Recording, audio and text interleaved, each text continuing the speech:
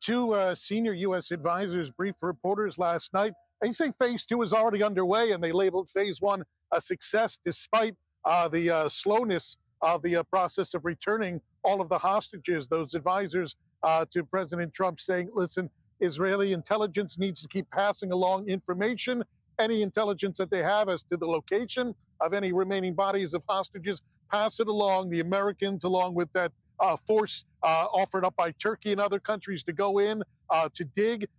Just give us the information. We'll go in and do the best we can with it. But they both said that they're still getting indications from both Hamas and the mediators that Hamas intends to live up to the deal, and that's their line of thinking, at least at this moment, and what they're using as a basis going forward. In terms of phase two, the focus is on demilitarization of Gaza. Why has Hamas not put down their arms yet? One of the advisors said, listen, this is all brand new. They're worried, Hamas very much so, is worried about retribution.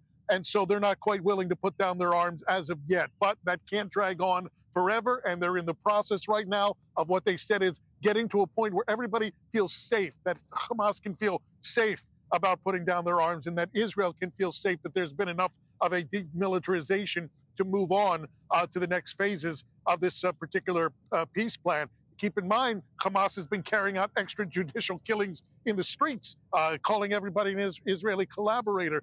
President Trump gave them some leverage in order to, quote unquote, police Gaza. But the advisor said yesterday, essentially, that time is kind of running down at this point, that those killings can't carry on for the longer extent here, and that Hamas needs to start turning over its weapons sooner rather than later. Of course, there are other factors involved. This international stabilization force that was part of the peace plan that's supposed to come in and secure Gaza. The advisor said that countries are stepping up and at least showing interest, the likes of Indonesia, Egypt, the UAE, other countries. But as of yesterday, nobody has made a firm commitment yet, and it's not quite clear what that would involve to begin with in terms of the number of troops, in terms of the length of commitment. Those are all still being worked out, it seems, on an ad hoc basis. A few other items were discussed yesterday in terms of Gaza reconstruction. The advisor said that process is already underway. They've been engaging with local contractors to try to at least get to a foundation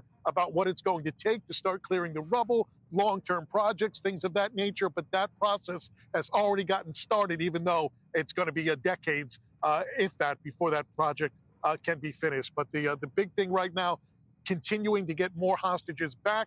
It'll continue to build trust between the two sides, and you can continue to build from there in terms of moving along the points of the peace plan.